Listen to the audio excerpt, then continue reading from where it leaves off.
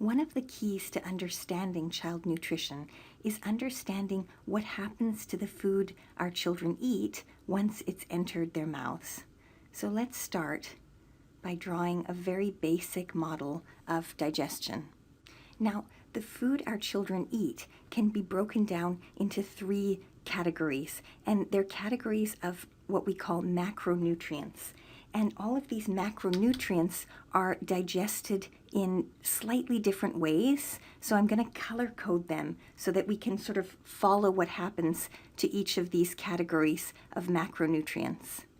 So the major macronutrients are carbohydrates, I'll write carbs for short, fats, and proteins. When we use the term micronutrients, we're talking about things like vitamins and minerals and the other important components in the food that we eat. Now, the digestive tract is actually just a long tube that extends from the mouth all the way down to the anus. So we're going to follow that tube and trace the path of food after it enters the mouth and as it passes down this long tube that leads all the way through the digestive system. Digestion actually begins in the mouth with the act of chewing. That's an important part of digestion that we sometimes overlook because it makes big pieces of food. It breaks them down into smaller, more manageable pieces that can be attacked by the different enzymes, and some of those actually are secreted directly into the oral cavity or the mouth by accessory glands called salivary glands. And the salivary glands secrete saliva, surprisingly. And in that saliva are a couple of different enzymes, and I'm going to color code the enzymes as well. So the first enzyme that's in the saliva is called amylase, and amylase works to begin the digestion of carbohydrates. That's why I've done it in purple. We call that salivary amylase because there's also another kind of amylase that comes into play later on in the digestive tract. The other enzyme found in saliva is called lipase.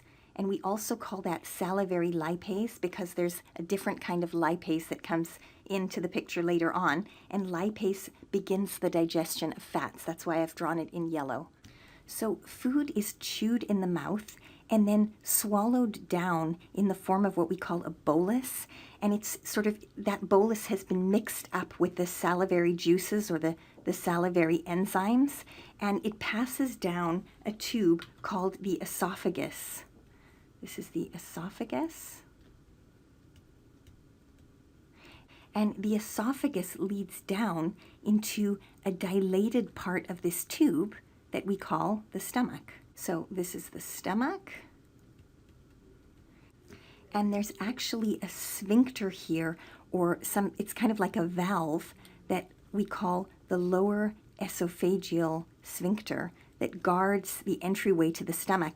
And if that valve becomes leaky, then food can actually leak up from the stomach and give us heartburn. That's where heartburn happens. So once food enters the stomach, it gets mixed with a bunch of other things that are secreted by the stomach.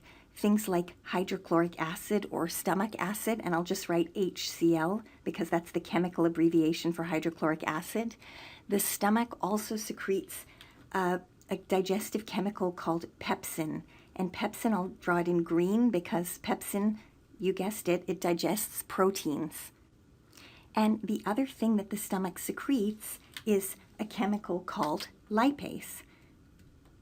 And this is gastric lipase. Gastric means it comes from the stomach. And just like the salivary lipase, the gastric lipase continues the work of digesting the fats that have entered the stomach. Now, the stomach is really muscular, so it kind of churns all this food around, the food that's come down the esophagus as a bolus, and what ends up leaving the stomach is more of a liquid, and we call that liquid chyme. That's what leaves the stomach. And it leaves the stomach through another valve or sphincter.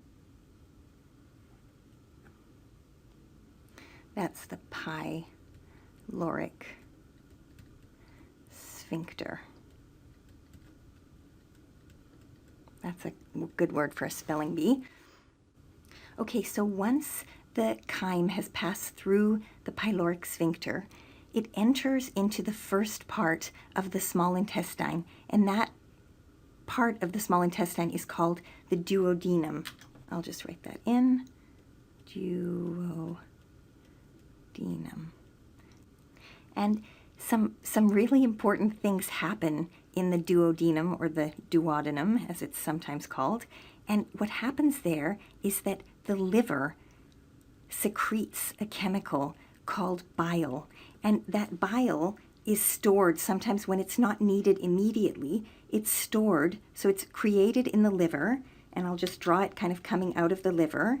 And then it actually is stored in a small organ called the gallbladder. That's over here. So the gallbladder is going to store the bile. And I'm just going to write that in for you. That's our gallbladder. And this is our liver. And then when the bile is needed, and I'll just write the bile in here in yellow so you can probably guess what the bile is used to digest. When the bile is needed, it's secreted out of the gallbladder and it enters the duodenum right about here. And there's another accessory organ that also sort of dumps its products into the duodenum right about there at the same spot. And I'll draw that one in blue. And this accessory organ is called the pancreas.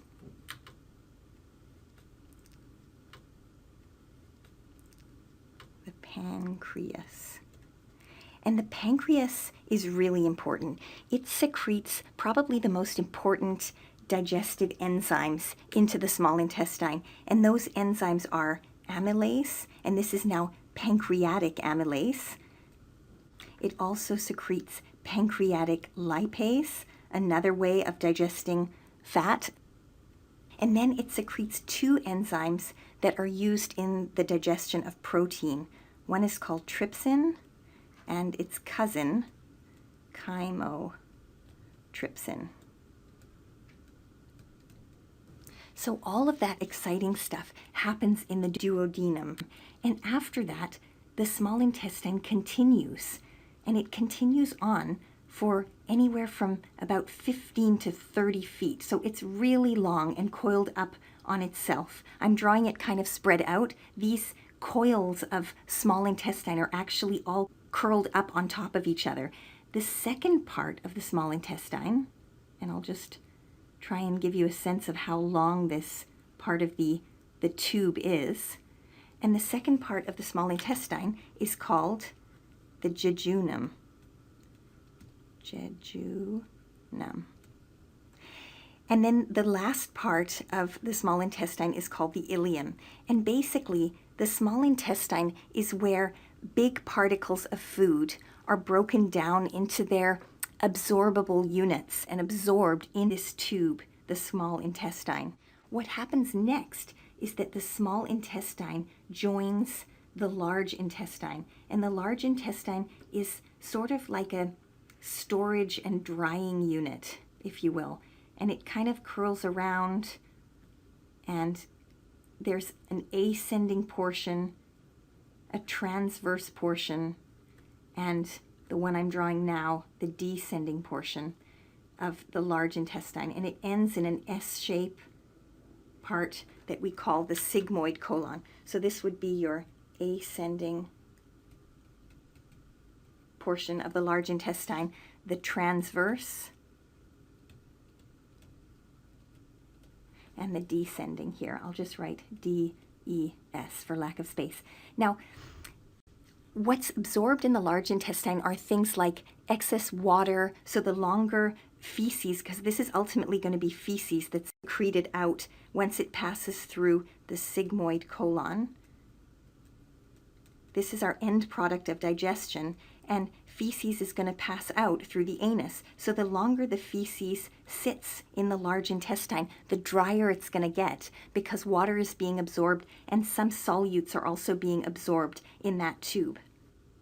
So the food we eat is going to be chewed up in the mouth and swallowed in the form of a bolus. The bolus is going to pass down the esophagus and through the lower esophageal sphincter into the stomach, where it's going to be mixed with stomach acid and things like pepsin and lipase and turned into chyme. That chyme is going to pass through the pyloric sphincter, and it's going to head down into the duodenum. And in the duodenum, bile from the liver and the gallbladder is going to be secreted into this part, as well as the pancreatic digestive enzymes like amylase, lipase, trypsin, and chymotrypsin. So while this food is digesting into its smaller absorbable parts, it's also being absorbed as it passes through this long tube. And you can see how much time there is here to absorb all of the nutrients, because we don't want food to pass through here without enough time for those important nutrients to be absorbed.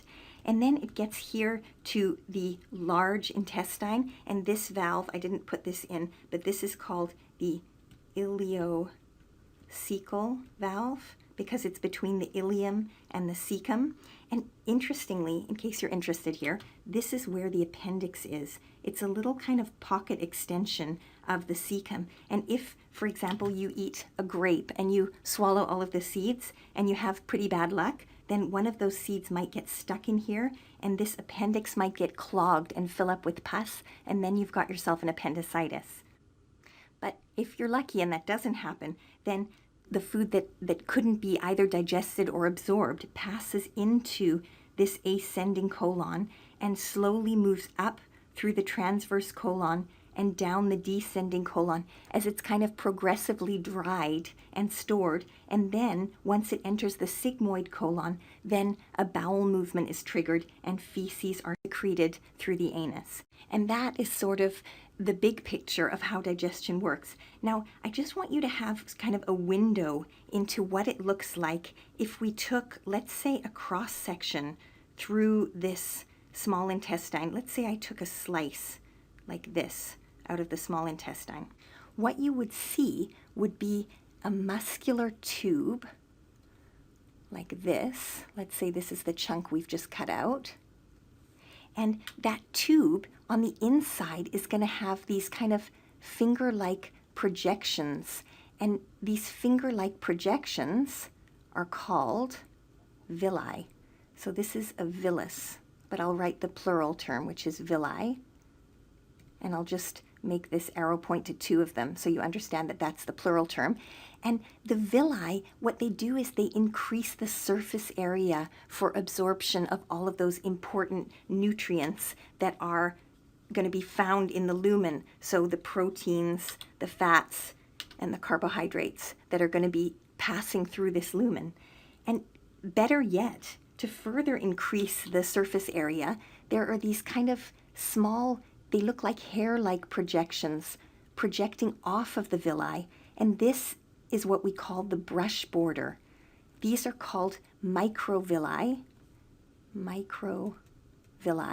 or smaller villi, and the microvilli make up the brush border. And what that does is it further increases the surface area for absorption in the small intestine. Now, just to give you another view of what the small intestine looks like, what happens if I were to give you another cross-section that looks like this through the wall of the small intestine? What if we were to kind of slice it open? What you would see, you have your muscular wall here, and here are your finger-like projections called villi. Because we've zoomed in a bit, you can actually see that the brush border or the microvilli are actually made up of cells called enterocytes. And each of these cells has their own nucleus, and they're actually selective cells that can aid in the absorption of all of the important nutrients in the small intestine. So these guys are called enterocytes.